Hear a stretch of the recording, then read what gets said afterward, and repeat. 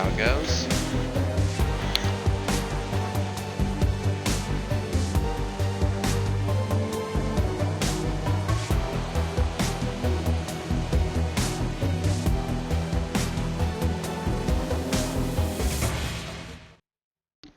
Alrighty, so picking up where we left off last time, we rescued Coyote from the drug kingpin in the apartment complex. We're up in the Seattle area, and we're trying to solve our homie's murder, but apparently there's a serial killer going around. A techno Jack the Ripper, if you will. So we're going to see if we can find out who killed our homie, and see about getting paid. Pretty large payday on that. Alright. Got that adept suit with the gas mask. Go around to everybody. Dr. Sarah Castle. In the Shadowrunner circles, the term doctor is often used quite liberally to describe any sawbone with a needle and thread. But, in the case of the Union's resident medical expert, nothing could be further from the truth. The safe house boasts a fully equipped medical suite complete with shamanistic fetishes. This is the sixth world medicine chamber of the highest caliber. Dr. Sarah Castle herself is an unassuming sort, perhaps not the type to go unnoticed entirely, if not for the sprightly spirit perched on her shoulder like her own personal little gargoyle. The spirit's burning eyes follow you constantly, even as the doctor's own eyes are buried in her charts. However, she does look up long enough to acknowledge your approach. I'm Dr. Castle. I understand you were instrumental in bringing Coyote back to us. Thank you for that. I suppose you're the one who patched her up. That was some impressive work. Thank you. It's a shame she wouldn't let me repair her face, though. She notes you eyeballing the facilities. I can tell you're surprised to find a full-service med bay under a dive bar in a slum. Don't be. This is a Shadowrunner bar, after all. For a purveyor of cyberware and trauma kits, there is no better place to set up a practice. I patch runners up, install and maintain their cyberware, and provide medical supplies for their runs. I may not be as mobile as Doc Wagon, but I'm the next best thing. Can I help with anything? Let's see what you got to sell. So we got a bit of cash now. We don't really have that much cash. Okay, do we have anything we can sell? We can sell our old shotgun. I don't want to sell the grenade. I don't want to sell the advanced med kit. We'll just sell that. Okay. You a shaman too? While modern medical technology makes surgery less disruptive than it used to be, it's still an ordeal for both the body and the spirit, requiring extensive recuperation to properly heal. I am trained in the ways of the spirit world as well as the scientific world. I do my best to heal the whole patient. Yo, you are a fucking angel in this fucking hell. We're gonna make sure if we get the chance, any side quest coming for anything, we're gonna make sure we take care of you. Who's that on your shoulder? This little guy supports the healing rituals I perform on my patients after surgery, dramatically reducing their recovery time. Not standard procedure, of course, but the results speak for themselves. What cyberware do you have available? Okay, we can get a data jack, deckers, weapons that use a smart link. Okay, I don't know if we really want a data jack, because that's not really, like, a whole lot useful for us. Vision magnification, eyes. Oh, we want those eyeballs. That's like the first thing I'm gonna get, I promise. I don't really have any cyberwares installed. No, we're not gonna buy the data jack. Alright, never mind. Alright, so that's our doctor. Wasn't the gun guy around here? Yeah, TB Grubman. Let's take a look at what you got. Oh, you sell drones? The Doberman, a basic combat drone that every rigger should own at least once in their shadow career. Ew, we might need to dabble in that, but we'll see. Support drone that allows you. Okay, so maybe we do that. Maybe it's side mission time for a little bit extra cash. Okay, nothing right now, thanks. Alright, so what do we gotta do? Optional deliverance. Mr. Delilah. All the platforms.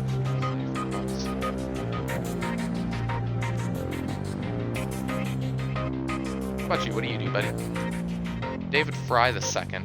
Every inch of the tech alcove is covered in a chaotic paperwork quilt of circuit boards, chips, and wires, displays, and a million other things that you can't identify. In the eye of this techno-bit storm stands a dwarf, immaculately dressed and supremely calm. Hey, you do look pretty fly. David Fry II. I know that look. Don't let the size of the shop fool you. I can get any Matrix hardware or software that exists, and if it doesn't exist, then I can get it made for you.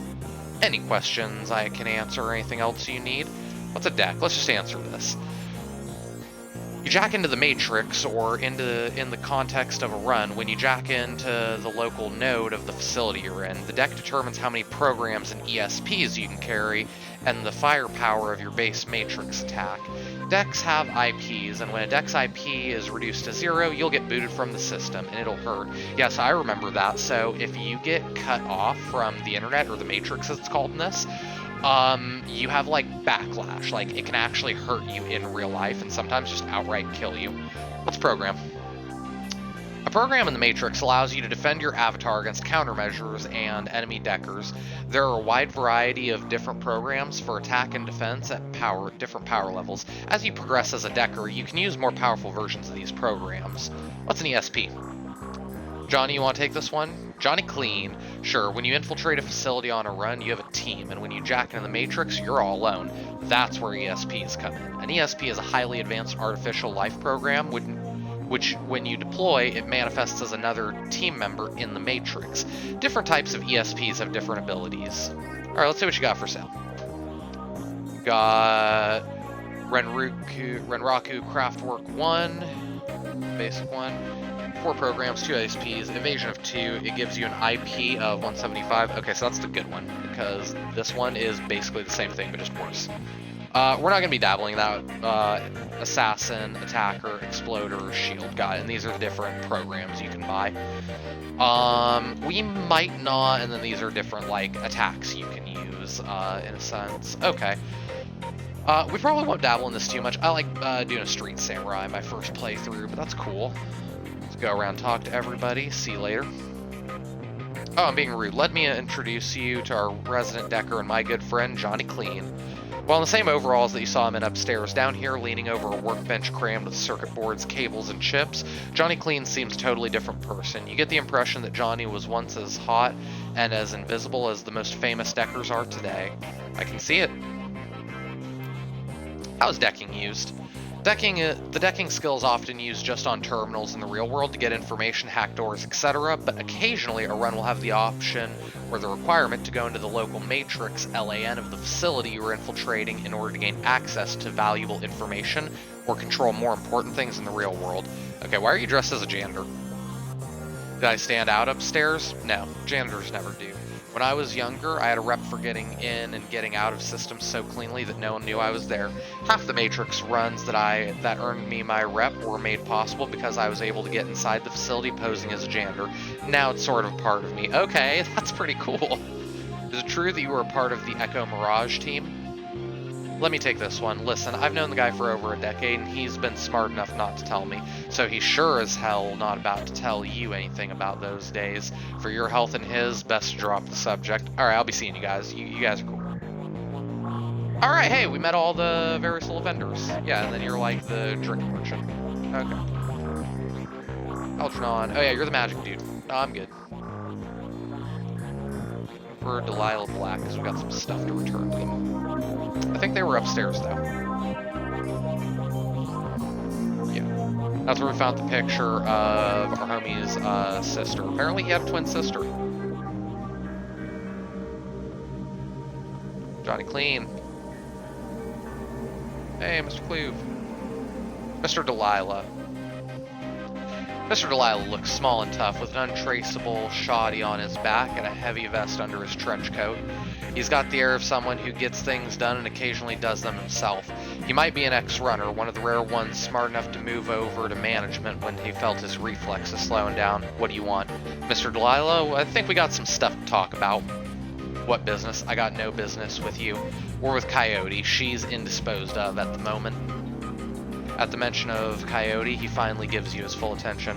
Why didn't you say so? Coyote is late and my client's getting anxious. Where is she? Downstairs, trying on a new arm. Things went south for her.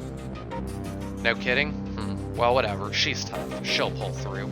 So who are you two? I'm Doc, he's Paco. Great, we're all introduced. Now give me my stones.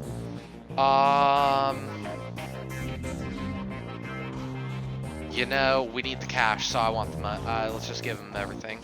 In an instant, jeweler's scope... Oh, sorry. In an instant, there's a jeweler's scope on his eye. Moving quickly through what appear to be the most valuable stones, he stops when he finds what appears to be an ordinary pebble inscribed with Hebrew characters. Yep, see? I knew there's a reason we didn't take it. That's the one. He pockets it. Okay, you done good, but you're late. And Coyote knows that, in this case, late equals no payment. But I'm feeling magnanimous tonight, so you guys can keep the rest of the gems as your reward. Deal. Mr. Delisle looks you up and down, takes you all in. Listen, you look like the sort of man who might run a crew of your own one day. Might need a little talent. When that happens, you come hit me up. I'll set you up. He dismisses you with a wave. Looks like you impressed him. I no offense for those jams. Van Gas, follow me. Okay. Follow Paco.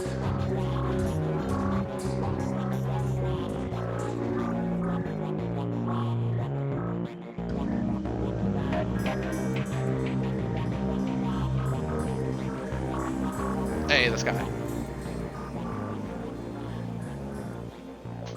Van Gas is busy talking on his comlink, checking his heads-up display and motioning to a runner standing nearby all at the same time. He's an intense little man. You get the sense he likes to look busy. I'm Van Grass. Make it quick. Biz is good. Talk to me. We have some pretty things to sell. You'll want to see them. I have fondness for pretty things. Let me see. You hear the servos in Van Grass's cyber eye whir as a magnifying lens slips into position. He bends his head over the stones for 2 seconds, maybe less. Where'd you get this, Drek? A gumball machine? I'll give you 1,000 for him. You know, I kind of want the grand, so just pay me. Done. Give me a cred stick. Alright, now I want to go back down, because there's some stuff I want to buy. Just get a couple more things real quick. Who is it we wanted to buy from? I think we wanted those eyes. We wanted some cyberware. She's the chick for cyberware. You go to a doctor for that.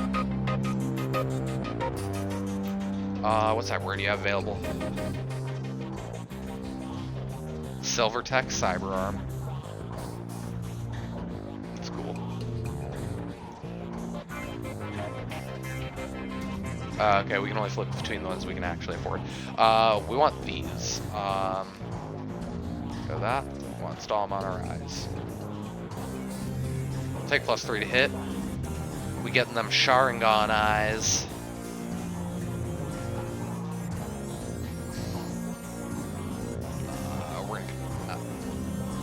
Cyberware causes essence loss. This affects the magic rating of your character as magic is equal to essence rounded down. Magic is very important for spellcasters, right. Base number of spell slots available to the caster is equal to half their magic rounded down. Therefore, losing essence can cause spell slots to be lost permanently. In addition, each point of magic lost increases all spell cooldowns by +1. Casting a spell again while it is on cooldown causes spell slots to be permanently lost. In addition, oh no, that was it. I almost read the same thing over again. You cannot have more or less than 1 essence. Okay, that's good to know. But again, we're not really going for magic or anything like that. We want to be combat dwarf, which is why Paco might have to go. That's fine. Well, actually, yeah. Let me just double check. We don't have enough for any more cyberware. Yeah, we're gonna be focusing on combat, cyberware, stuff like that. We're not gonna be doing too much of the decking or the magic, which is why we're probably gonna want to look for people to fill those roles in our party. Coyote's got a bit of magic is good. My only thing about Paco isn't that I dislike him as a character or anything, but just, I mean, he's kind of fulfilling a role that we already take care of. Alright, I'm gonna head out. Yeah, we're gonna head to South Seattle Docks.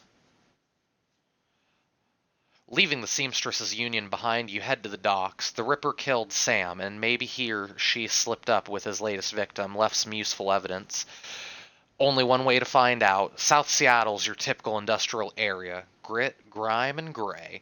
The rain doesn't help matters any. Layers of dirt mixed with abandoned wooden pallets repurposed into makeshift furniture for the day workers.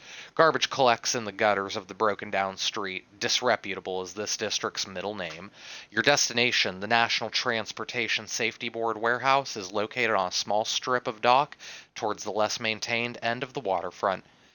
Despite the presence of those who linger in such places, it's quiet as you approach the gate. Okay, so yeah, the Emerald Ripper did kill our homie. So, unfortunately, If you know what I'm saying, I can think about 100,001 reasons why I might have beef with this guy. Halt! Lone Star Guard. This guard looks bored. He toys with his gun absent-mindedly, like he might shoot something on a whim just to watch it die. Hey, you're about to trespass on corporate property. You looking to get dusted, street scum? We are with the coroner. I'm here to see the body. I'm the new maintenance guy. This is my first day. I'm working with the coroner, Bronze. Open the gate. Sure you are. And I'm Lofweir, king of the dragons. Beat it. Okay, bitch. Tells me this, might be a little bit of a problem. I don't have the option to mission items.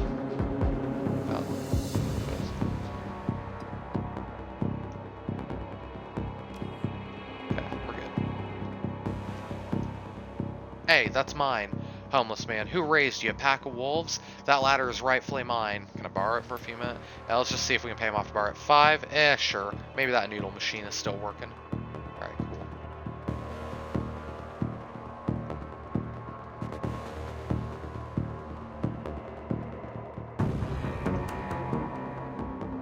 There's a gap between the fuselage and the building, just large enough for someone of your stature to crawl through. Looks like you can sneak through here to bypass the security checkpoint. Fuck yeah, we're going through. Fuck these guys. Karma gained 3. We're gonna be sneaky. Yeah, we just want to get in here. The warehouse. Inside the large gray warehouse is as typical as on the outside. High ceilings adorned with girders and rickety catwalks top a huge utilitarian room. Concrete and steel walls meet a concrete floor. This is a place for strong things and nothing more. Despite the quiet on the outside, the inside's a hornet's nest of Lone Star officers going about their business. In the center of the activity is the Emerald City Ripper's latest victim. With uniforms everywhere, no one stops you at the door. It seems this case hasn't leaked to the press yet. Lone Star or no, you got a job to do. Okay, so we're probably going to want to try to be sneaky. There's old boy McCluskey. Hey, Aguirre! You again. How'd you find out about this murder? The press hasn't even picked it up yet. I read some tea leaves. Magic is real, you know. Check the attitude at the door, punk. Lone Star still has jurisdiction on this crime scene. We've gone through the researcher's computer, and I have suspicions this is a copycat crime. Okay, Aguirre was the cool one, so we'll defer to him. The victim here worked at the NTSB warehouse as a black box researcher. National Transportation, yeah. This warehouse is used to go over the wreckage from plane crashes to try to determine what happened. The Vic was in charge of their highest priority investigation at the moment. Okay. We've gone through the victim's computer and his case notes indicate he was selling secrets. Idiot kept records. I mean, spilling corpse secrets, that's not the wisest career choice. Nope, some runner like you probably offered him to cover up his court master's involvement and tried to make it look like a Ripper killing. Here's the office key. Check it out for yourself if you want. Okay, good. I don't want to talk to you anyway. Talk to these guys. Hey, Dresden! Doc, still working for the dead man? He chuckles. As you can see, we got another Ripper victim.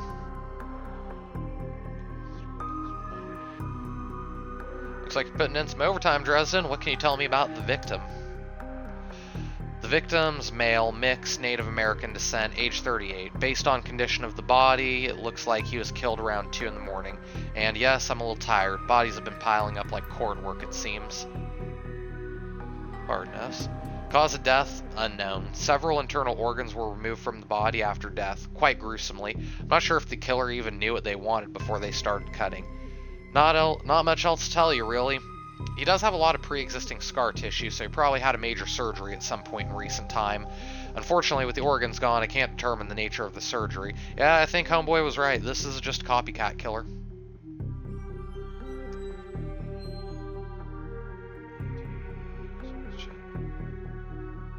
Yeah, nice hole in his chest, so what was on the butcher's shopping list?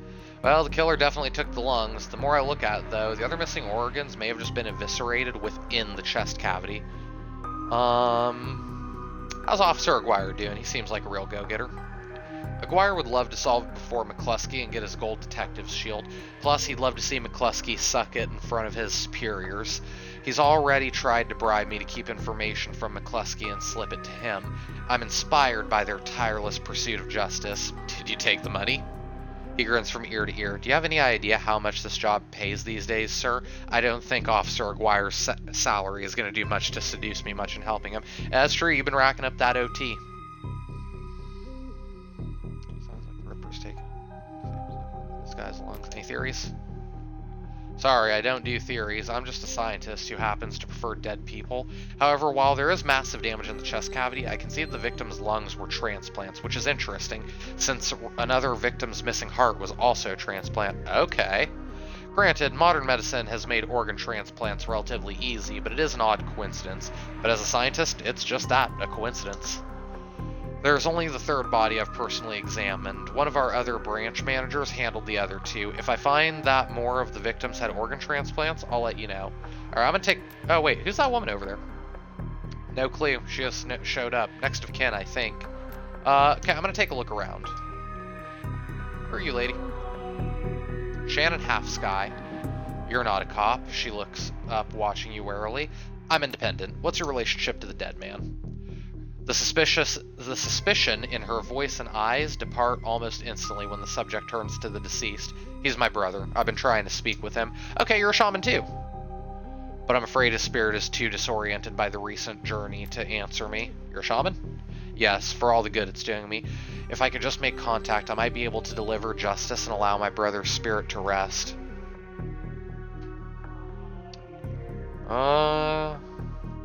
I can tell you're used to shouldering a heavy burden, but maybe there's an easier way.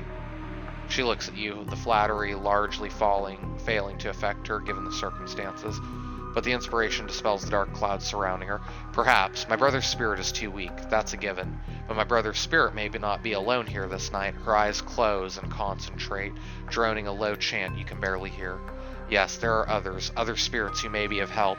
Her features harden into frustration, as if she's searching for something that remains elusive.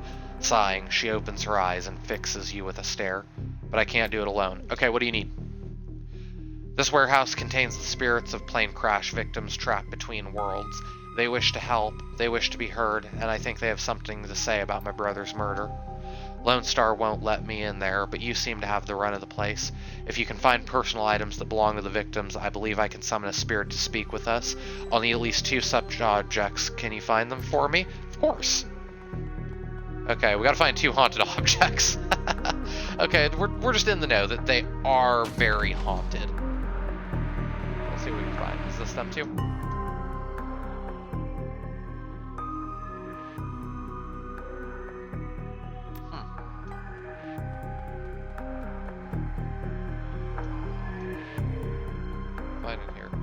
Appears to be the victim's locker. The door is slightly ajar. Inside you find several of the dead man's personal items.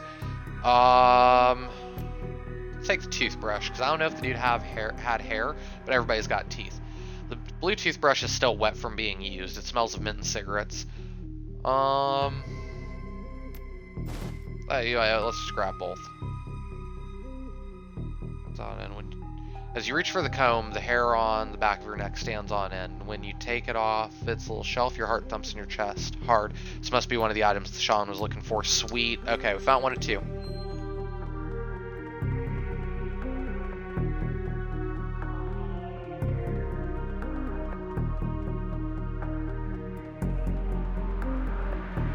Okay, what's back here? You don't need to go right now. Old poster depicts a svelte young woman posing with an assault rifle. Okay, interesting. Some more stuff over here. Through this door.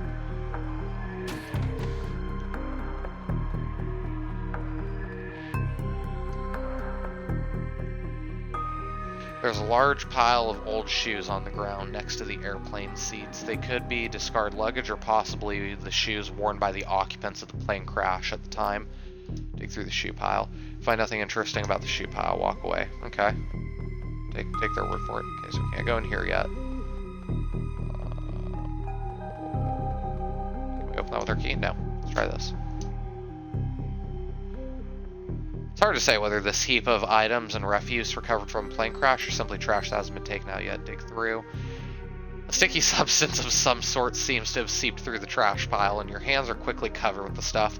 After searching for a minute, you unearth a handful of interesting items. Let's inspect the earring. The earring is made out of burnished steel and formed into the shape of a small salmon. An intense primal fear washes over you as you touch its surface. This must be one of the items the shaman was looking for. Okay, we'll take that. What about the lunchbox? A dented tin lunchbox that's seen better days. You can barely make out the face of a grinning troll on the front. That's funny. Ooh, cred stick. Surprisingly, the cred stick is still functional. You slot it into your PDA and 200 is added to your account. Sweet, that's enough for another cyber upgrade. Definitely gonna be buying that stuff. Gonna be chromed out with them red eyes. Alright.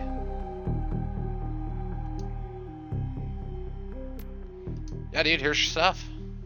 Hand her the objects you found. She closes her eyes and chants over them for a time. When her eyes open, they're filled with tears. Thank you. These items are all I will need. It shouldn't take me long to... What the hell is this? Fuck off, McCluskey.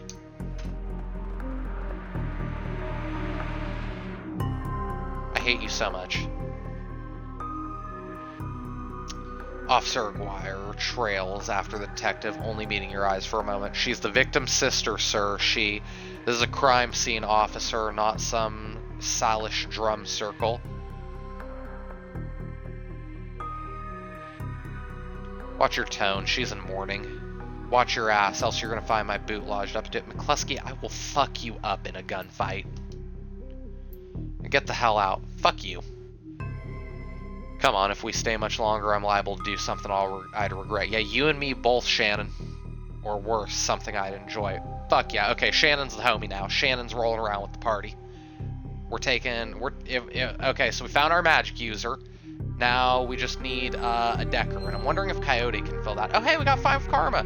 Dude, Shannon's the homie. She's our magic user. That man is an ass. She stares daggers at McCluskey from across the warehouse. But there's no helping it now. I should just be grateful you were able to collect those items before those clods carted everything off. Can we still summon the spirit? Not from here, I'm afraid. Such spirits as these have domains to which they're anchored. We need to get back in there. Not looking good now, but do you have any plans for this evening? A little breaking and entering, perhaps, under the cover of darkness. Oh, oh, fuck yeah.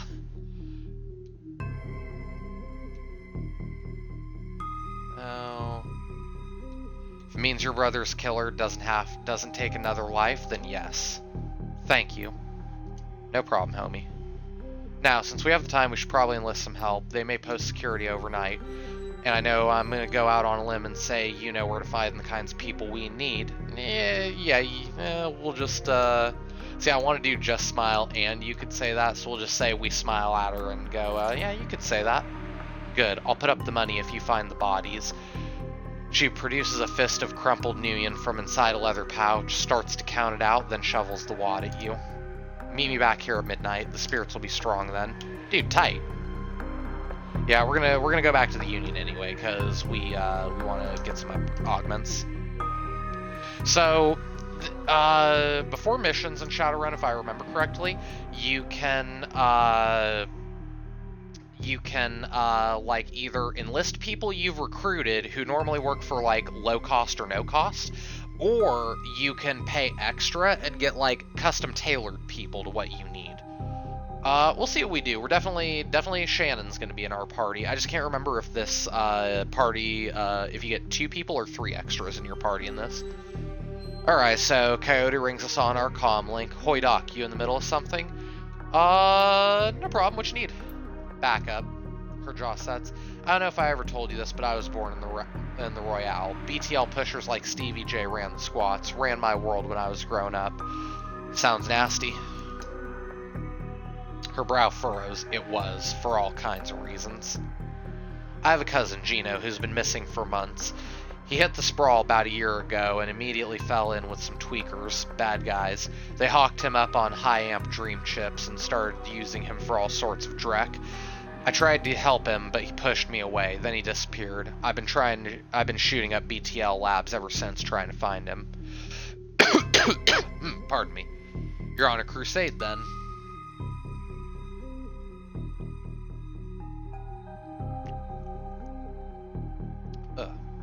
Maybe. That's what Mrs. Kubota calls it. Her face lights up. She's running hot. Has a serious edge. I know exactly where he is this time. Got an old friend who eyeballed him herself. I'm on my way. Paco's with me. We could use another friend. You in? I need you right now. Dude, you know how it is.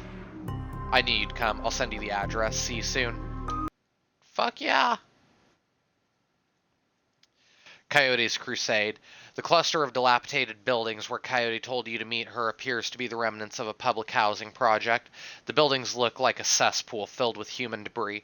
You find her standing with Paco on a street corner, eyeing the roofs, doorways, and windows.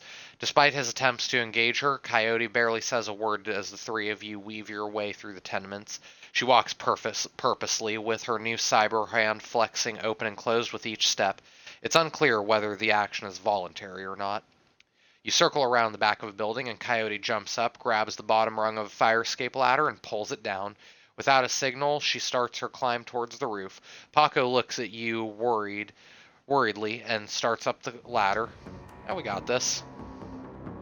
Thanks for meeting us, Doc. I owe you one. Null sweat. Figured you could use the backup. We'll have her help us with Shannon's stuff. Yeah, you never know what sort of firepower to expect from one of these BTL squads, dude. They're gonna get fucked up. We got our new cyber eyes, fucking red as a fucking devil's bottom. We gonna use them. She brightens. Oh, hey, listen, I got news for you. You know Sam's sister, Jessica? One of my contacts found her for me while you were on your way here. I called her and asked her to meet you at the Union later today. Hope that helps. Fucking Coyote, you're the homie. You really are. Dude, thanks. We're not gonna fucking give her that smack talk on the bottom screen. Dude, we're building homies. Like, we got Shannon who's cool, we got Coyote who's cool. Paco's cool too. I really do like Paco. I've warmed up to him. Just like I said, we don't really need another, like, physical combat guy.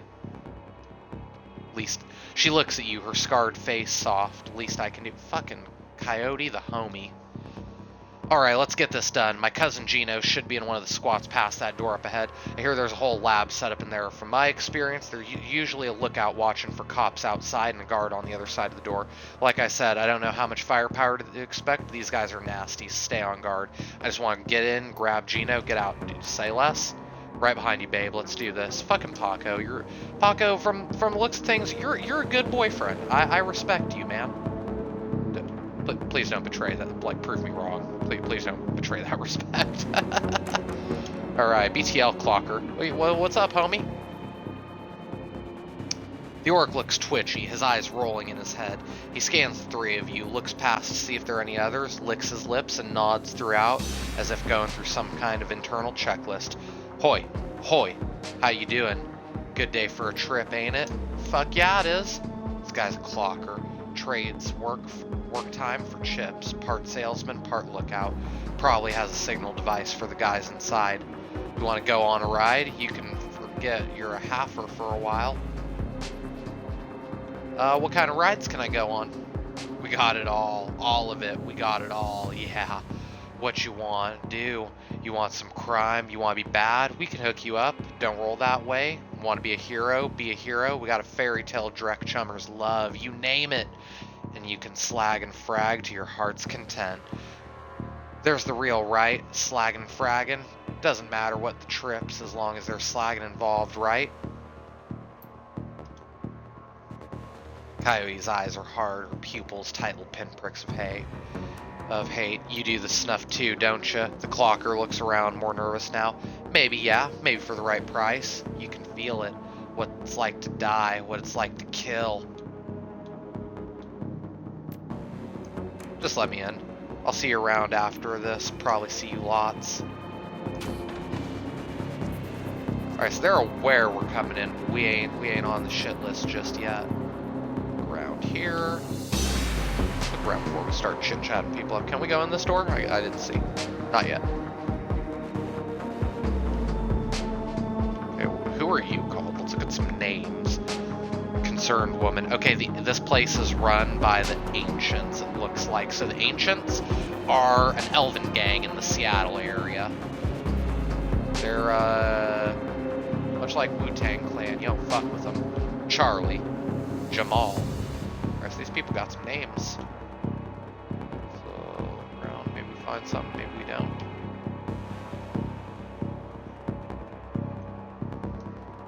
Just mind my own business. Okay, homie. I got no beef with you. Double check this room. Didn't look like there was anything in here.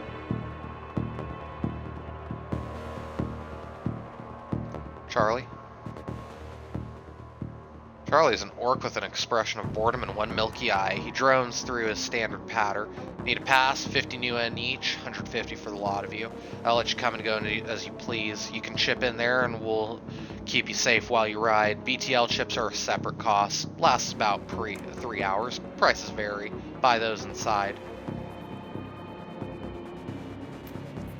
And never mind for now. Let's look at, talk to this person down here. We got the Nuyen, so I'll just pay to get inside. Concerned woman. Woman is probably in her 30s, but hard times have aged her. She looks at you with concern. Don't do it, friends. Don't slot that direct they're selling. BTLs are killers, theirs most of all. A pass card to get in there? No, but Jamal has my son's card. Took it off of him when his brain fried. Jamal's down the hall. Don't know if he'll give it up, but that's between you and him. What kind of guards they got in this place? They're serious. This place is backed by the Yakuza. Oh shit. I don't know if the Yakuza are supposed to like be in the Seattle area. Like I don't know if the Ancients take offense to that. Japanese mafia. Oh man. How many and what kind of firepower? There's a guy at the door, Charlie. He sells passes to get in. He's not tough. Blind in one eye. There's about another 5 or so wandering around. 2 of them are bad news. Covered in magic symbols. Mean. 5 or 6? That's not so bad. We have surprise on our side. Fuck yeah, we do. 8 chip heads in the lab. Yep, all day and night. They can be dangerous too. Chip heads, dangerous. Once someone's chipped, they can send them any program they want. Make them do whatever. Turn them into whores, killers, anything. Okay. We're looking for a kid named Gino. You know him? Who doesn't? He's here all the time. Gino's a clocker, trades his time for chips, like their little errand boy. I saw him go in there this morning. He hasn't come out, so I imagine he's riding a dream chip. Sounds like you know from experience. She pulls her hair back to show you no implant. Then her mouth tightens, her eyes well up in tears. I do. I know. I lost my husband, lost my son, my daughter. They use her to record. Okay, if we find your kid in there, we'll bust him out. We'll fuck some people up. Like, I'm not trying to go out of my way to be a good guy. I need cash, but hey, Jamal. Jamal has the look of a longtime chiphead, emaciated, hollow-eyed, but hungry and desperate. What you looking at, half man? Here you have pass card. You hear right. I got a few. I sell them at a discount. Charlie charges 50 Nuyen for him, but I can get you in there for 100. I was thinking 75, and I was thinking slot off. Maybe you should just hand it over. His lip curls too.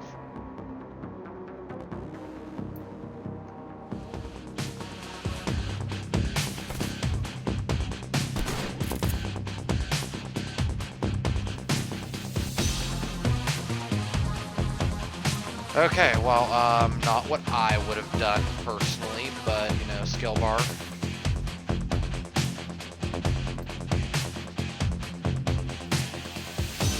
Fucking do that. Yeah, fucking murder him. Today was a good day because we used the AK. Paco, look, homie, you need to get that SMG out, like, it's just, do an aimed first on this guy. Good, fuck him. Okay, got that shotgun. First we want to move you up here.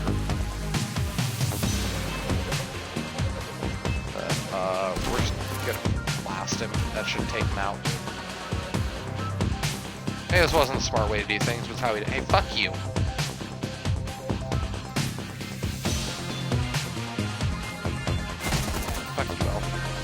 What? One of them missed? That's lame.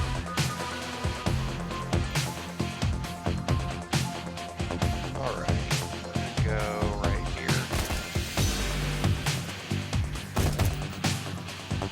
For 3 damage. Coyote, I want you to come up here and just,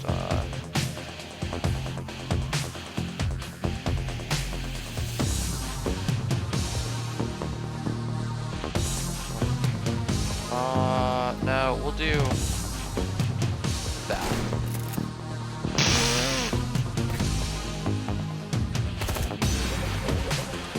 Miss.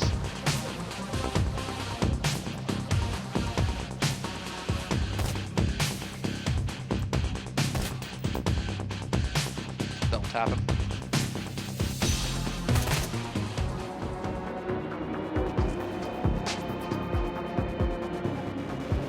Oh, we took the chip, but we ended up not needing it. Pick up, what do you have?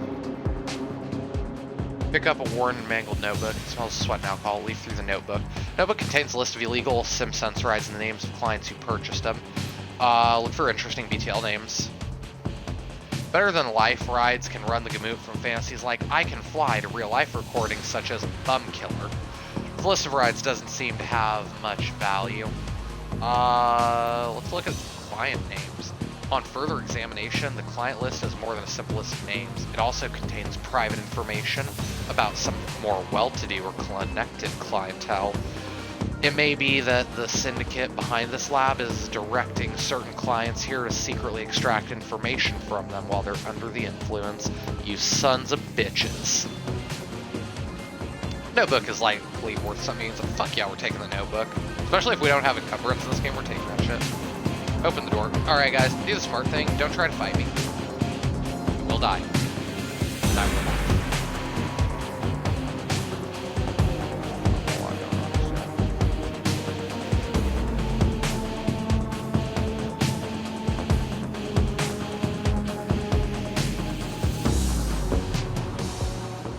The entire floor of this tenement has been given over to a chaos of technology and squalor. Across the room, a chromed-out Decker argues loudly with an armed thug, abruptly falling silent as they turn towards you.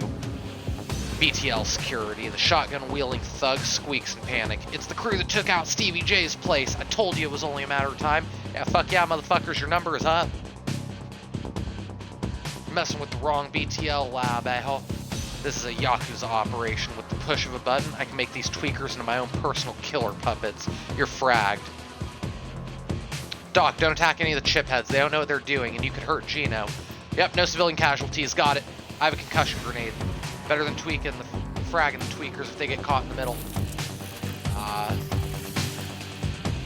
Okay, so you're the guy? Oh, we're just gonna mad dash for you and murder you.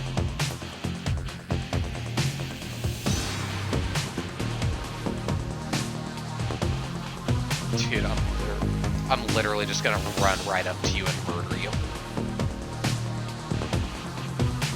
Paco, what is this? BTL operator. Okay. So, Paco, I want you to go, like, right here. And... Chiphead, okay. Paco, just go ahead and name burst on her. We can murder. Cody, I want you to go over here, and I'm gonna need you to switch to your name shot, take name shot at her. Good. Her we can take out. What are you gonna do, come up and hit me? Yeah, I ain't gonna do shit, dude. I'm really hoping I don't get boxed in.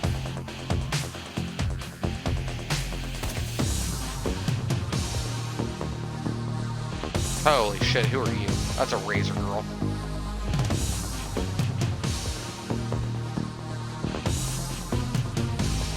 Oh, we can try out our new machete.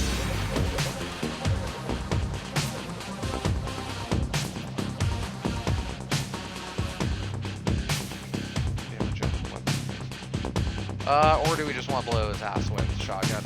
We're just gonna blow his ass. No, no, no, no, no, no. Yeah, kill that Yakuza Decker. Paco, I want you to move up here. I want you to support your lady. Yakuza Shaman, yeah, you need to fucking die.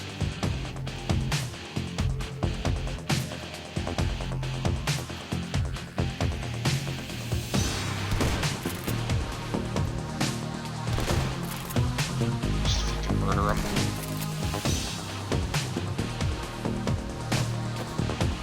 I think we could just outright ignore these civilians.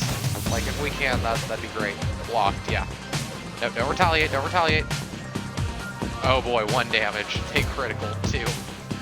Missed him. They're gonna summon a spirit, you suck. Okay, if I remember correctly, if we kill the caster, it should go away 9 damage. That sucks. Alright. Decker.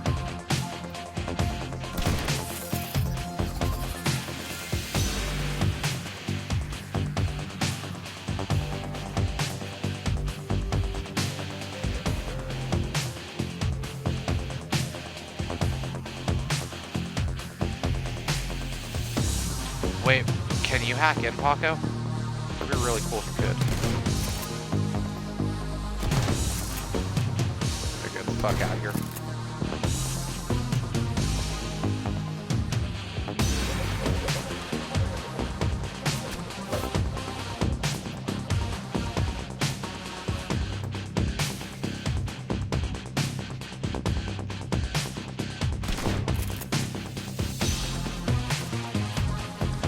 I don't want it, but we got it.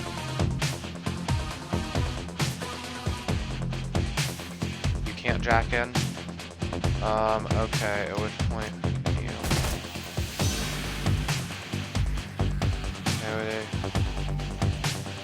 You get over here. That may have been a bad idea. No!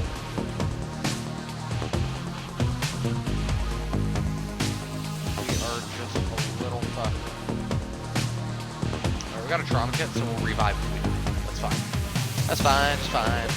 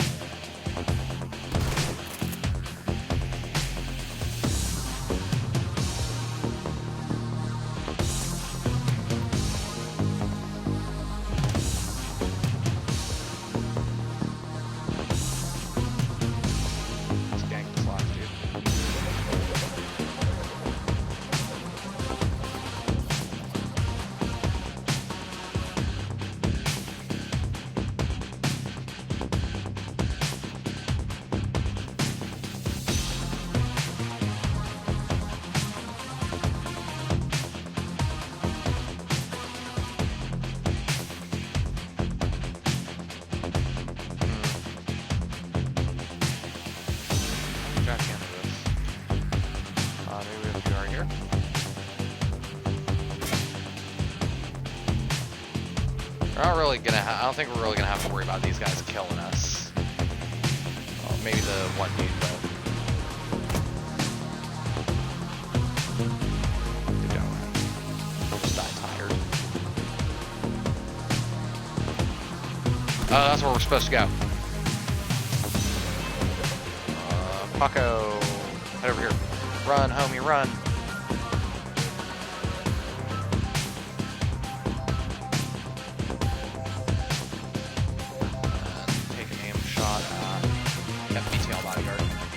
Boom.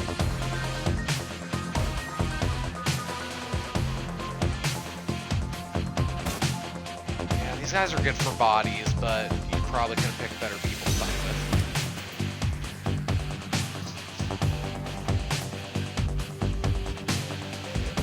I'm just gonna go down the middle. Hey, Gino!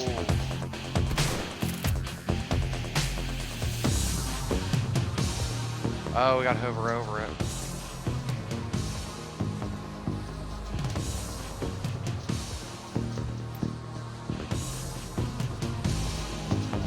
Aw, sec, let's look at our homies. Who has a decking of 3? Nobody.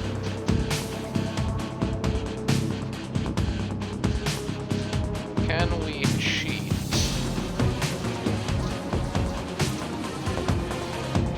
Well, he might be.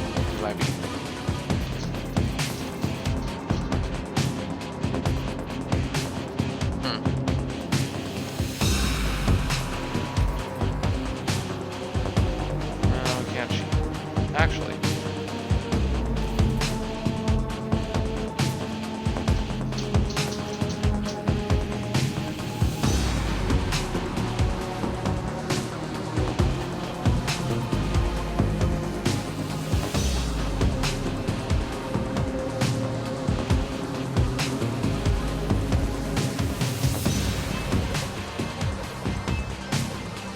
We might have just forcibly in the program. What happens, happens.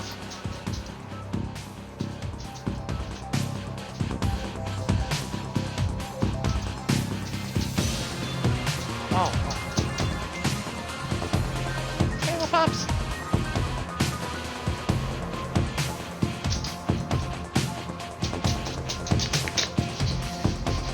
Oh, did you slip and fall, little silly?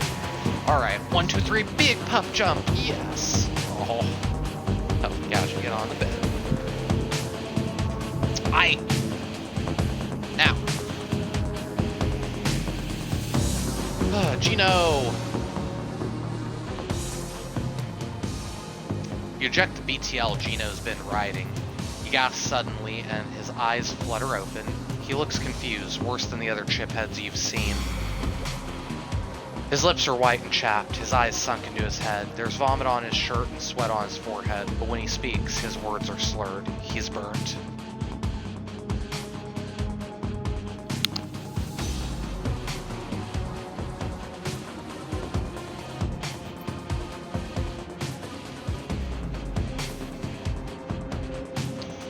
What? What the hell? Who slaughtered me out? Who fraggin' slaughtered me out?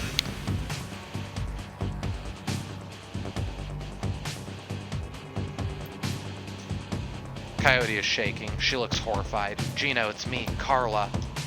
Gino looks at her with glazed eyes. No recognition. Slot me back in, goddammit. This is bullshit. I don't want to be here anymore. Slot me back in. He looks around the room angrily. His hand reaches for his implant. Coyote grabs his wrist, stops him. Gino, no. Coyote, be careful. Gino wrenches his wrist from Coyote's grasp, and he staggers back, reaches under his shirt, and pulls out a gun.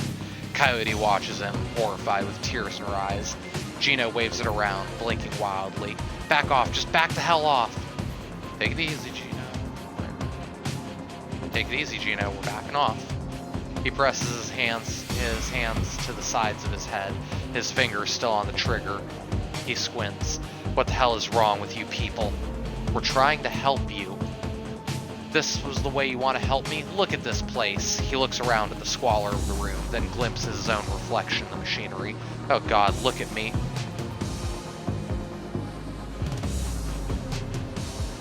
There are drugs that can help you, Gino. We can go slow. He looks at Coyote and looks at you. Okay, we'll go slow. He drops the gun and Paco quickly scoops it up. Fucking A+, Paco. Coyote grabs him fiercely. He slumps into her arms and she rocks with him for a long time, her head buried in his shoulder. When she looks up, she locks eyes with you, the deepest gratitude reflecting on her face. Oh, lordy. Don't get me crying here, guys. Ooh, we got an achievement. Taking it slow. Let's fucking go. Save Gino. We're done here. I'm done. I don't need to step foot in one of these places ever again. Good. Good for you, Coyote. Let's get the fuck out of here. Place sucks. Alrighty. Spend your karma wisely. A jack of all trades is a master of none. Yeah, that's how the saying goes. But isn't it like a jack of... Doesn't the saying go, jack of all trades, master of none is better than master of one but jack of none? Or... I don't know. Alright, looking for trouble. Shannon's plan is the biggest lead you've got to find out more about the Ripper, but getting back in the warehouse is going to require some support in case the dreck hits the fan.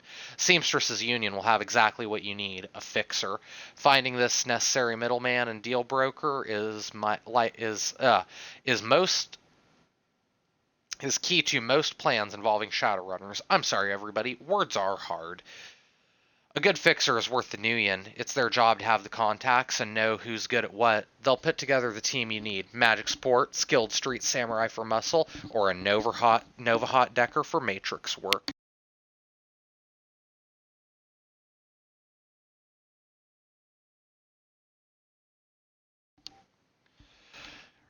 Running the shadows is a life and death gamble. It pays to hire the best Shadowrunners you can. Okay, let's see how the party system works in this game, because I think for the most part we've just been playing through like a tutorial. Cherry Bomb! Yo, girl, what's up? Cherry Bomb flags you down as you walk through the door. Hey, Doc, there's a woman looking here looking for you. Jessica something. She's waiting for you by the stage. Bellevue type. Wouldn't order anything. Won't touch anything. I think she's afraid of diseases or something. Thanks, Cherry. No charge, Shummer. Why's the bar so empty? We don't get much attention in the early afternoon. Just a few salarymen slumming Touristville and hoping to talk to Madam Sinful and some diehard regulars. Okay, Madam Sinful. That's what the downtown folk call Miss Kubota. It's a Touristville thing. They like her to have a naughty name like that. Alright, I'm gonna go have a look around. John Bartlett. Full of life and with a quick smile, the man tilts his head and watches you approach. Hey guy, what's shaking? You know, little this, little that. I hear that, Ome. I have something for you if you got the new one. Time is money, I'm listening. You ever heard of the Nephilim Network? Of course you have. An in-the-know guy like you has to have heard of the premier work team out there. Now, I did hear something about them, but if you say so. We're a tight unit. We cost a bit more than the common rabble, but we're worth it. Okay. Okay, yeah, so he's one of the guys we can hire. Jessica Watts. Yep, Sam's sister. At a glance, you can tell that Sam's sister Jessica is from a different world, the opposite of Sam in almost every way. Her suit is tailored, her eyes are sharp, and her style exudes authority. Mrs. Watts, Jessica Watts. She eyes you up and down warily. She does a good job of hiding it, but it's clear that she's well outside of her comfort zone. Yes, and you are? Name's Doc. Used to work with your brother Sam. I should have guessed. You look the type. Seedy. She seems to instantly regret saying anything. I'm sorry, look, I just want to understand what's going on here. Well, your brother got by a psychopath, and I'm trying to find it. A woman who called herself Coyote contacted me this morning to inform me that my brother was dead and that I should come to this place and speak to someone about an investigation. Well, I'm going to break it to you. Your brother didn't die in natural causes. She briefly casts her eyes skyward, then gives a small shake of her head. I wish I could say it's a shock, but given the circles he ran in, Sam hadn't run the shadows in years. If you say so, but even so, look at this place. These people. You. You're not with the police, are you? No, I'm not. That gonna be a problem? No, it's just that I don't want anyone else getting hurt on account of my brother. Surely there's an official police investigation going on. Why not let the professionals handle this? Well, yeah, I am a professional. I need an adult. I am an adult. But you must have better things to do than waste your time searching for whoever killed my low-life brother. Okay, this is starting to get kind of sus.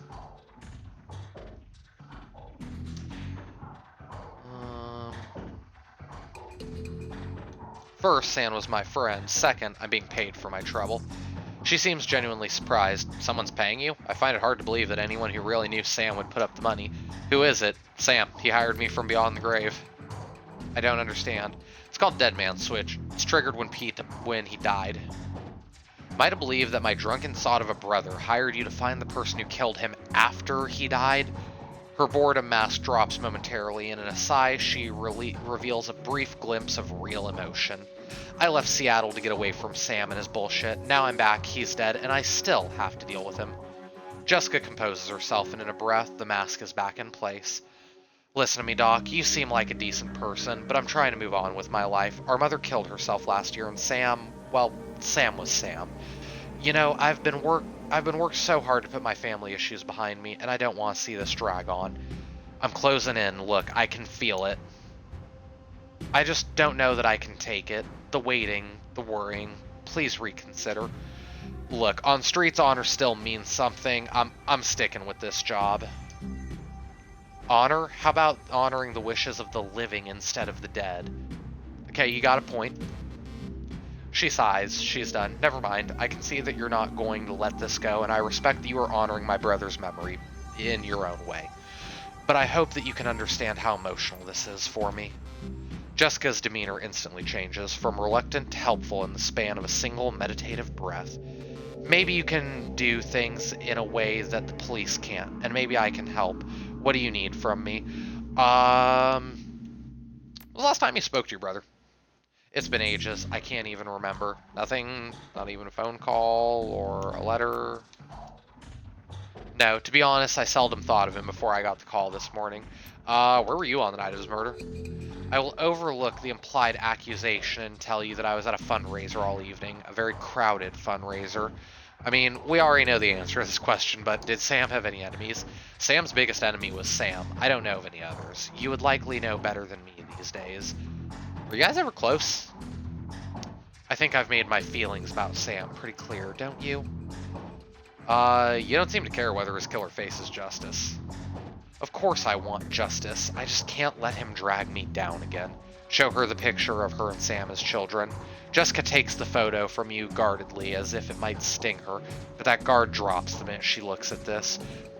Where did you find this? Sam's bunk. I can't believe he kept this. It was one of the few things he had. She studies the old photo for several silent moments. What happened between the two of you? Things were different back then. We were different. We were a family. Then, after our father died, things began to change, and we couldn't get back to a new normal. With our dad around, there was always a reassuring order to our lives. But after, everything got mixed up. You can never really appreciate the importance of a person in your life until they're gone. Remorse plays wet across her eyes, and it seems that she's not just talking about her father. Jessica then steels herself to the rest. Sam tried to be the man of the house. He truly did, but he couldn't handle it, and pretty soon he had spent every dime of our father's life insurance. Every dime. After that was gone, with our mom working 2-3 jobs, he spent all her money too. I just couldn't stand the way he abused her trust, so finally I had to leave. She holds the photo forward, one part of her ready to relinquish it along with the past, and another looking to hold on to both. May I keep this? Yeah, sure, keep it. Thank you. Tell me about your mother and her death. She was a devout Catholic, and I don't think it's an exaggeration to say that she sacrificed her life for Sam and me. But she turned a blind eye to what Sam was becoming and refused to acknowledge this downward slide. I couldn't watch her do it anymore, so I moved out. After I left, we drifted further and further apart. I wasn't there when she died. In fact, I didn't even know about it until I returned to Seattle a few months ago. Okay, where were you living before you moved back here? Cal-free. Okay, yeah, you were in Cali. What brought you down there? It was less of what brought me there than what made me leave here. I felt lost in Seattle, so I moved to California to see if I could find myself. Did you? Actually, yes. While I was there, I developed a whole new outlook on life, a vision for what the world could become, and I came back here to help make it happen. I've taken up enough of your time. Thank you, Miss Watts. Just as well. I need to get back to the office. But before I go, I should say that I'm reinterring my mother's reinterring my mother's body tomorrow, and I'm arranging to have Sam buried with her. The funeral is tomorrow at Our Lady of Blessed Sacrament, 7 o'clock. You're more than welcome to attend. Wouldn't miss it. Goodbye, Doc. I hope you find what you're looking for. Stay safe. Oh, that was cool. Alright, so let's spend our karma real quick. Go here. Oh, we got 13 whole karmas. Let's go. Close combat. Go that. Go that. Go that. Oh, that's gonna be all of our karma right there. That was a lot of karma spent pretty quick.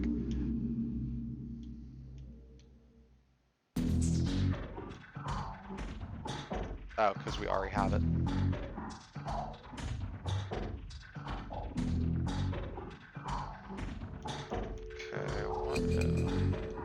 Did that, and then we back to quickness.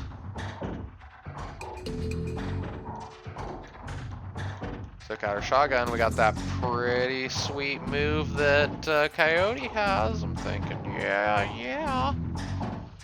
100% plus ultra. Let's dump the last 2 points in dodge. Just make us harder to hit. Confirm. Aye. We also want to go to the transition area to build up our gear. We are going to transition. I'm mostly just interested in Cyberware right now. The weapons and stuff we got are alright. Dr. Castle glances up only briefly from her charts. Her impish friend, on the other hand, tracks every move of yours like some sort of humanoid raptor with a mouse right under its shadow. Lived to see another day, have you? That remains to be seen. Still more work to be done. As long as you end up here in the end and not on some organ grinder's table, I'm satisfied. Thanks, Doc. Granted, a repeat customer means a person courting death more often than any doctor should condone, but I don't suppose I can dissuade you from this course of action. Sorry, Doc, job's not done yet.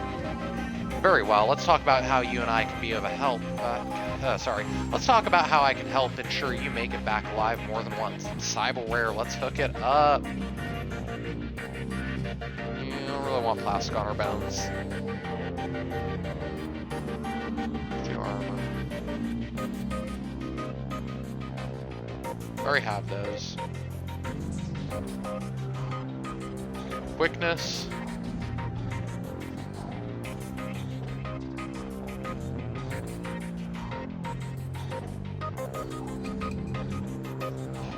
We're gonna get a dermal plating. And we're gonna get faster legs. And you know what? We're also gonna buy a data jack just so we have the option to go into. Do we do that? I don't know. Maybe we buy the data jack.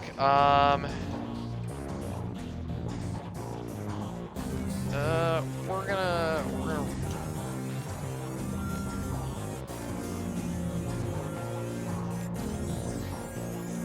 Okay, we'll go Ares Dermal. Go Cyber Legs. We're gonna confirm that. Yeah, that's fine. We don't really care about magic, dude. Right. Oh, we didn't check to see if we could sell any of our stuff. Show me medical supplies. Sell items. Oh yeah, we gotta also go look at our stash, see if there's anything we can sell. Inspect.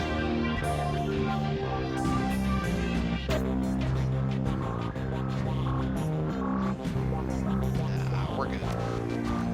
Alright, so...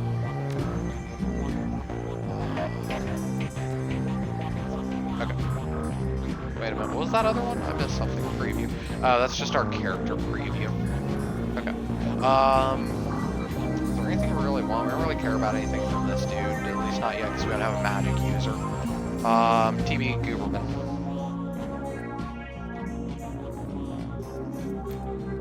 What you got in stock? Do you have anything? Let's keep working it.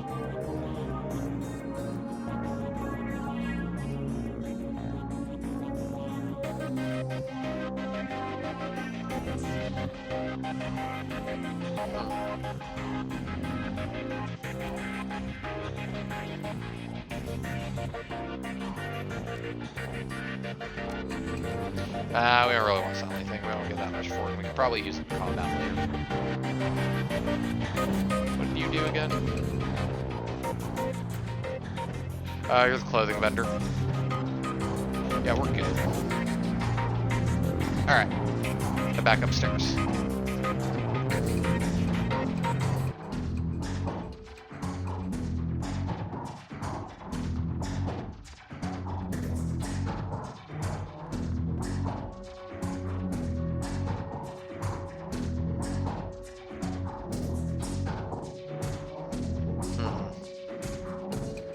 Brain smooth. There we go. Mr. Delilah, you say? If you're talking to me, there's business to transact, am I right? Of course you're right. It's your job to be right. That is correct. You are a smart guy. What can I do for you, smart guy? Need to put a crew together.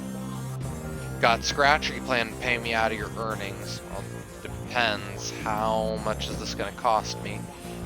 For your speed, hired help will run you about $1,200 a head. If you start taking on tougher jobs, well, the more experienced the runners, the higher the rates. We'd have to pay a percentage of what we earn. Screw you, I don't speculate. In that case, I can pay the runners up front. Excellent, we agree on terms. I've got some runners I can call on if you got any special requests. Yeah, I'm ready to go. Let's see who you got. Nobody we can afford.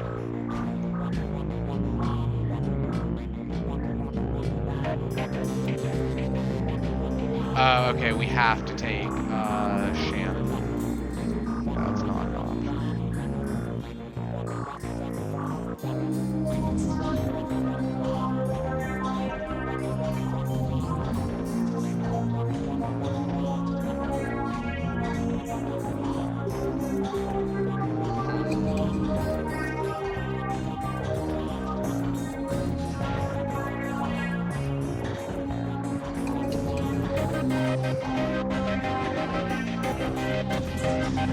Yeah, we can't select Shan because we have to take her. It's not negotiable.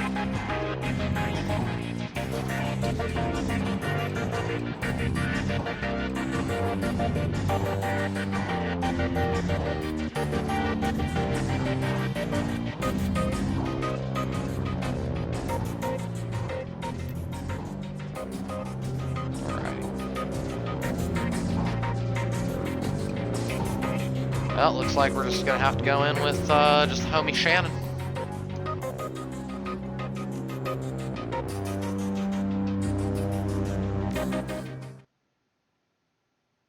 Alright. This time, we're gonna have to do it just me and Shannon. See, I would like to have hired a rigger to come with us, or a decker, like somebody experienced with like computers and cyber stuff. But fortunately, that's not in the cards there, Doc. Here. Take the extra equipment just in case. About time you showed up. Looks like we're the only ones who want to take advantage of the situation. A bunch of mercs have locked down the area. I don't think they're here for us, though. My guess is there's something worth a bit of coin left in that warehouse.